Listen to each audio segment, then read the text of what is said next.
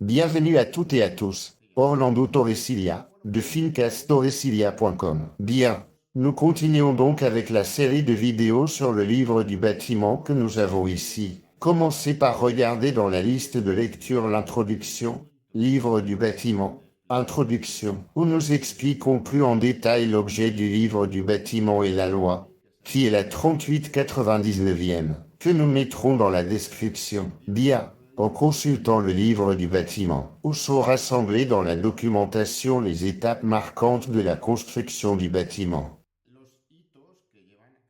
Nous allons maintenant lire la première étape, qui est l'autorisation. L'octroi du permis de construire par la mairie.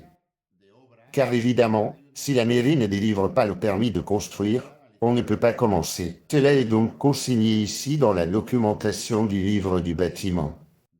Et il est indiqué, le conseil exécutif local, lors de la séance datée de tel jour, du mois de tel, a pris la décision suivante. Vu le dossier présenté par le promoteur pour la demande de permis municipal de construire, pour la construction d'un bâtiment sur la parcelle. La parcelle, le terrain urbain d'origine, où sera construit le bâtiment. Ce qui est très intéressant, pour que vous demandiez des extraits simplifiés et que vous constatiez effectivement que, sur cette parcelle, dont est propriétaire le promoteur, le constructeur, ou peu importe qui va construire le bâtiment, afin que vous puissiez le vérifier, voir les charges existantes, les servitudes, etc. Ensuite, au vu des rapports émis par les services techniques et juridiques municipaux, le conseil exécutif local, en vertu de la déclaration des attributions de la mairie, décide à l'unanimité d'octroyer le permis de construire demandé, avec l'obligation d'adapter les travaux à ce qui est indiqué dans la demande, au projet présenté, au plan général d'urbanisme, en particulier à ce que prévoient ces règlements de construction et au respect des conditions suivantes. Ici sont listées une série de conditions,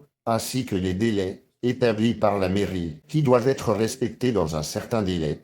Il sera interdit de stocker des matériaux sur les trottoirs. Ensuite, tout sera remis en état, sera restauré. Et ici, signé par le secrétaire général, avec le cachet de la mairie. Voilà. Ce sont ces éléments qui sont recueillis dans le livre du bâtiment. Dans la partie documentation, nous rappelons que le livre du bâtiment est destiné à ce que l'acheteur d'un logement neuf ait accès à toutes les données de toutes les personnes, de tous les corps de métier, de tous les installateurs, qui sont intervenus dans le bâtiment, pour garantir les garanties, pour assurer l'entretien.